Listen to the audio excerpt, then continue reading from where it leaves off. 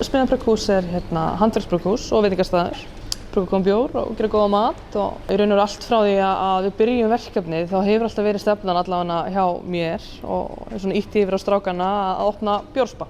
Fyrsta skrefið í bjórspaðinu er náttúrulega bara að hafa bjórvörur fyrir viðskiptavinina til þess að bara hámarka þeirra upplifun og það er raun og bara verkefnið að framleiða bjórvörur með humlum og geri sem aðalinninsefni og það ætlum að nýta það sem að fellur til í brugghúsinu. Þessi styrkveiting mun náttúrulega skipta öllu máli fyrir okkur og það gerir það að verkum að við höfum fjármagn til þess að byrja vöruþróun á þessu. Við sóttum ráðgjöf hjá vegum SAS og starfsmaður í Kötlusetri sem vinnur undir SAS, hún hjálpa okkur gríðarlega mikið, það var mjög hvetjandi. Það ráð sem ég var til að gefa öðrum sem að sækja styrk, það er bara go for it. Það er bara ráð sem ég hef alltaf í kringum allt og sér það allt eftir ef þú gerir það ekki.